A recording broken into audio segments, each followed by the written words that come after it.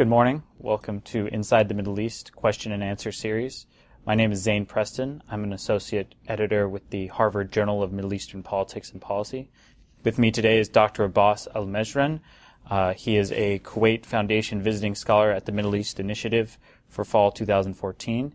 He is also a professor of economics at the College of Business Administration at Kuwait University. He received his PhD in economics from University of Exeter and a master's degree from the University of Oregon.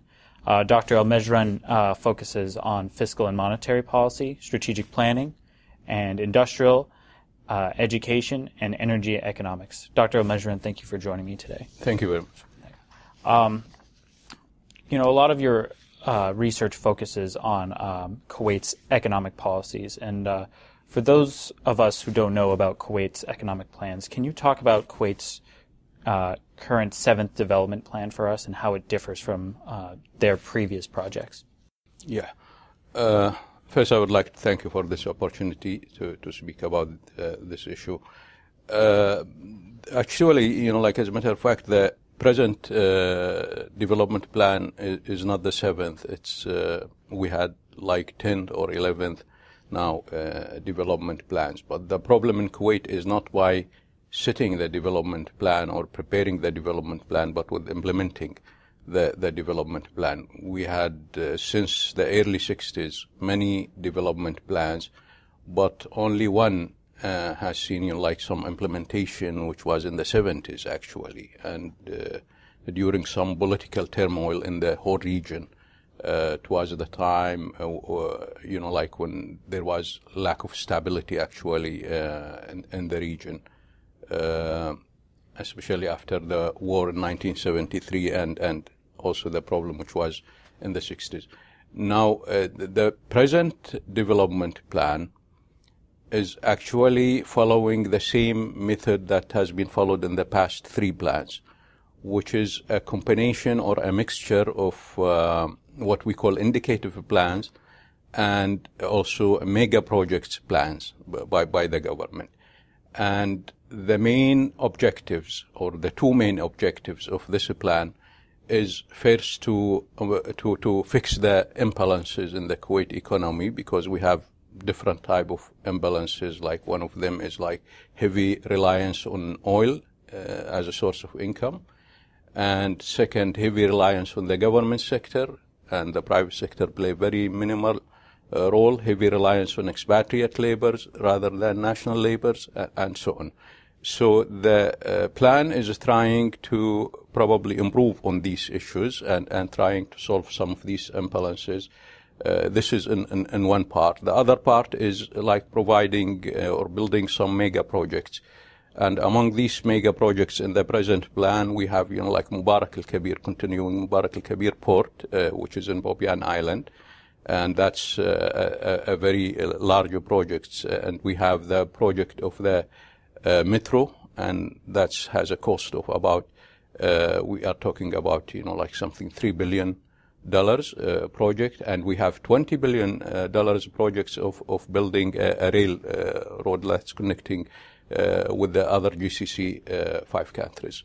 And we have the Silk City, which was, there is some question about this project, actually, because it's so huge. The reason for having this project is in order to attract, the business sector to this area and having a new business hub in Kuwait.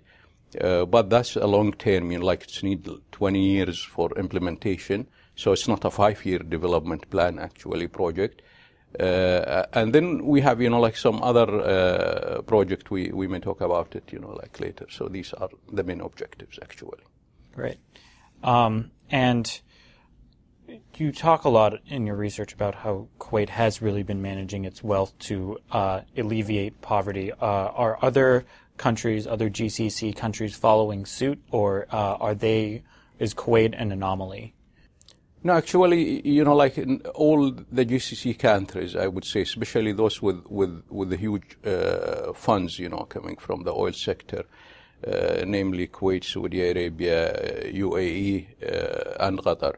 to a lesser extent, Bahrain and Oman, because they don't have, like the same size of petroleum or natural gas as the other four countries. But in these four countries, the subsidies to citizens and also to other residents, is huge, actually. Kuwait, for example, is spending annually about $15 billion just in subsidies.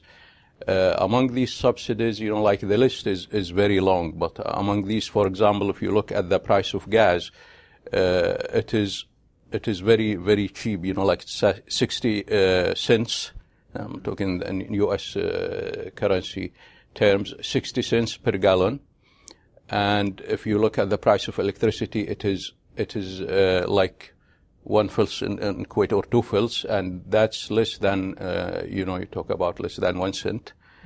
And according to the present cost of production, that's count for only 0.5% or less than 0.5% of the actual cost of production. If you look at the opportunity cost of the using oil for producing electricity, the 1,000 gallon of water is sold in Kuwait for $3, while the cost of it is $6. So that's like 50% subsidies in the water. There are, minimal price for housing, government housing provided to every married citizens who apply for that. There is a waiting list, for that, but it is provided at the end of the day. The waiting list may last for 10 years sometimes. We have free health care, whether in Kuwait, and if it's needed, then there is a medical treatment abroad, also covered by the government. We do have free education system, including higher education also. It is totally free to citizens. And when you talk about, other type of allowances and subsidies, that's also include, we have huge allowances is given to students when they are in the study, employment allowances, marriage allowances, those with low income, they get higher allowances also to cover for their cost of living. And name it, it's endless list of allowances actually paid, and that's making the $15 billion a year of subsidies. So it is, as a matter of fact, in order to elevate poverty on one side, and at the same time to cover the need for all those who need such subsidies.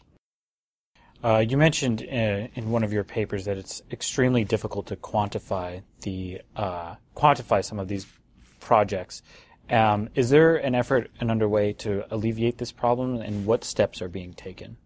Well, if you talk, about solving the poverty problem or using these subsidies to solve that and to quantify it, actually it's not quantify this, but it's rather to have the real impact, in solving the problem. I believe that, subsidies is encouraging, if it's, the way that it's done in Kuwait and most other GCC countries, because it does not differentiate between those who really need it and those who do not need it. Mm-hmm. Everyone receives these subsidies, on equal base. And if this happen, then that will encourage a lot of waste and misuse of the services that is provided and subsidized. And as economists, I believe the solution for that is to bring the price to its, marginal cost level, to its real cost level, and encourage people to save by this, not to misuse it. And saving, even we are encouraging, not eliminating the subsidies, but rationalizing the subsidies, directed towards those who really need it. Okay, and in this case, we say, okay, price it at the real price, that the cost that you have, but at the same time, you may provide cash payment to people to make them able to pay for these real price services. That will encourage saving, because some people want to save from this cash that they are receiving. They will not spend it all on subsidies. And the whole society will benefit in all terms, among this term, for example, a cleaner environment that you will have. And at the same time, you will save some of the resources that you have for the next generations and so on. Great. Well, Dr. Al-Mejren, that's all the time we have, but thank you very much. Okay, thank you very much. Thank Thanks you. a lot. Thank you.